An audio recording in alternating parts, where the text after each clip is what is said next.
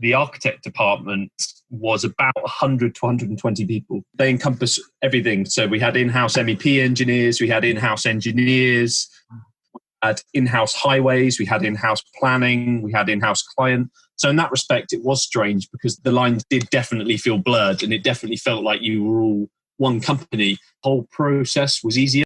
Okay, so I'm Duncan Blackmore from Arrant, and I think I've been developing for about 13 years. And I would really have no problem with saying that I'm a property developer. Although I find the kind of reactions that elicits from people an interesting thing, sort of interesting to be a developer and to explore the tensions that arise from being a developer, when in some ways the role of a developer is quite different to the traditional role of a developer, I suppose. I kind of would quite often talk, people very often ask me about how I choose architects or how I relate to architects, and it's definitely really heavily informed by how I became accustomed to dealing with and talking to artists when I was in the art world, and balancing the kind of what most people would see as competing interests or tensions between doing something commercial and doing something creative. Zero Factors is a research organisation that is interested in intersection between kind of new technologies, new forms of making, and older, or what has been associated with older technologies, so natural materials. So effectively how we can bring inherently low carbon materials into a kind of contemporary landscape of manufacturing, looking at off-site construction and low carbon.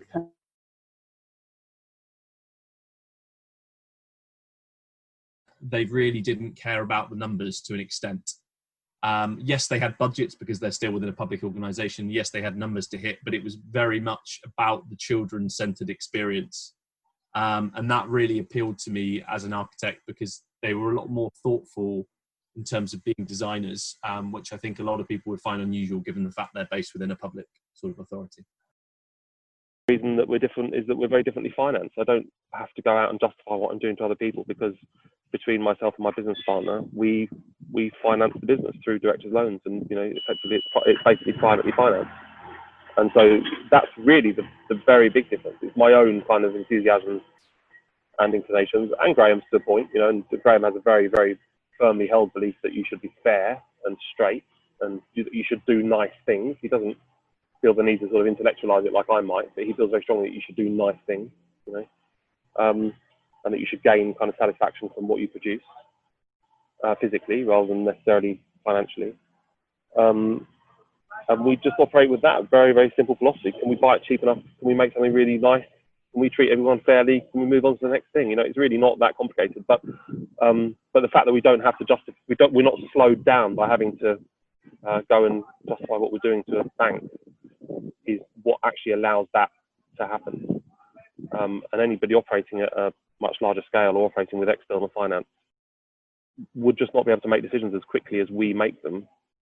I guess one of the funding streams that we work with is grant funding. So we're generally speaking, we're looking at putting applications in for different grants. And I suppose there's also an expectation that to some level, the projects will be funded differently. And I think we're open to the funding streams varying, and we have an idea of how things will go. And in practice, things have always been moving and changing. And some practice we carry out might be led by a client funding a project directly, and that piece of research being funded by a kind of institution or a private body. I think we'd be open to that, but generally speaking, because of the nature of the work we're doing, and I think the idea that we'd like to be able to share that, it being grant funded or publicly funded feels right, because then it ties nicely with the idea that we can disseminate that and it becomes something that other people can access and use.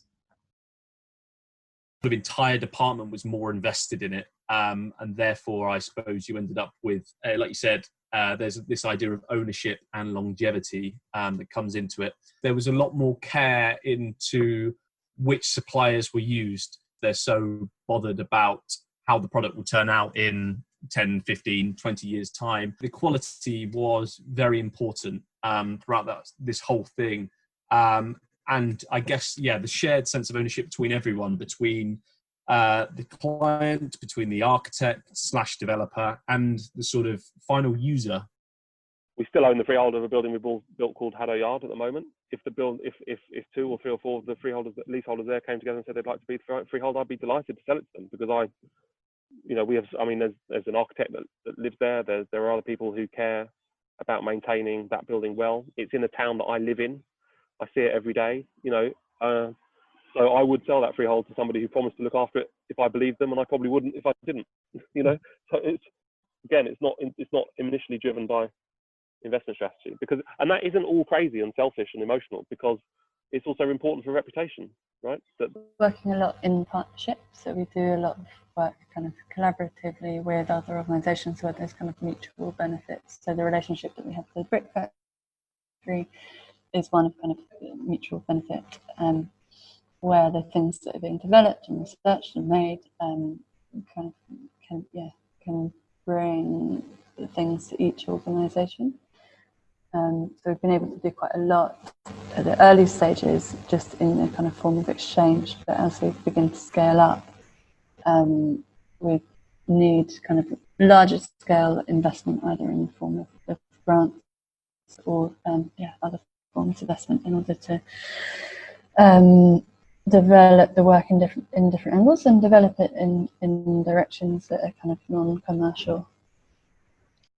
The architects have a lot less say because of the nature of the organisation.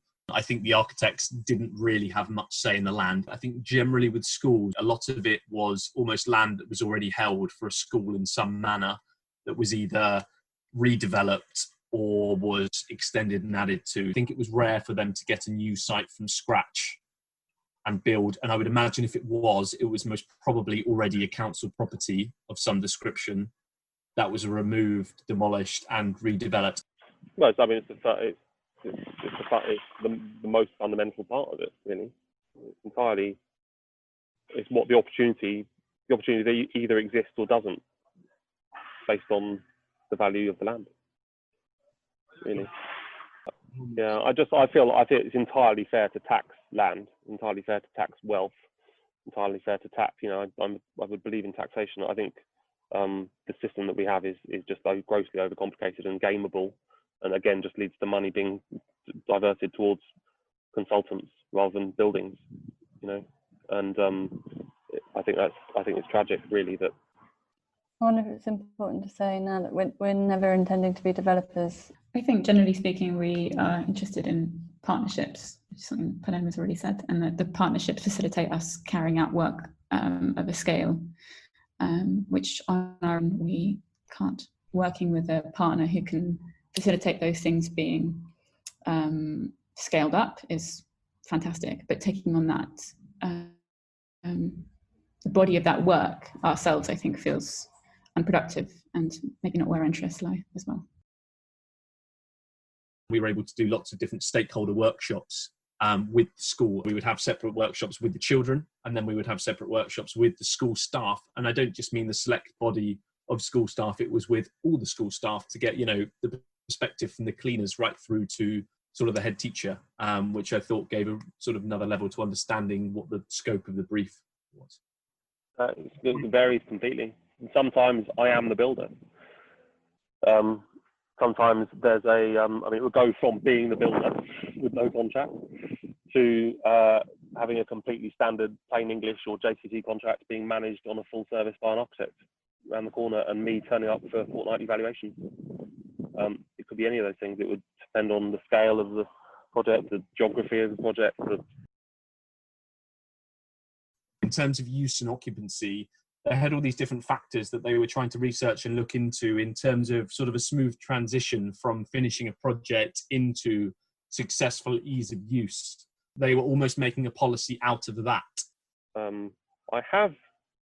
If you look at our website, you'd see a thing called Margate Wash House, which is really a kind of little personal project. It now is occupied by a small company who have kind of built almost some of their kind of identity around the interior of that space. but that they have a lease, which means that they can't even fix anything to the walls, because we uncovered this kind of early Victorian panelling in there, which you know, has got all these sort of scars and holes cut in it, and you know, where there's been previous plug sockets and fruit machines lined up against it, and bits of old gas lamp and manky old ceiling. And to most people, it would look like nothing. To me, I feel it's really important that it's been covered up for a long time with some really shit hardboard, and I think it's really important that it's given some time to breathe and to be seen and to kind of live. So I actually wrote into their commercial lease that they're not allowed to cover it up. Not really in contact with the kind of stuff of the buildings that you're inhabiting. So it's definitely an idea or an intention to get to a kind of material relationship where you are in contact, whether the way that the building is designed makes the building itself kind of accessible to the inhabitant. And that's partly an experiential thing, and about how we kind of on a physiological level experience space, and partly a practical thing, because if you are able to kind of be in contact with the kind of materials and structural components of the building, it means that you're able to potentially adapt them, change them, screw things into them, and kind of engage with your building in an intention to structural ways, get to a kind of material relationship where you are in contact. Yeah. I think I'm comfortable with the tag of being. I'm comfortable with the tag of being like an independent, owned by some sort of something. I think that, you know, it's independent, not just building that you're not fund or something. Owned by some sort of being. I think it's tragic. The architect department, you know, when I look at it, was about they encompassed everything. So we had in-house MEP engineers, we had in-house engineers. Labels for roles onto a kind of really complex process is just a bit more than that, you know, in other ways. You can sort of be independent of the system.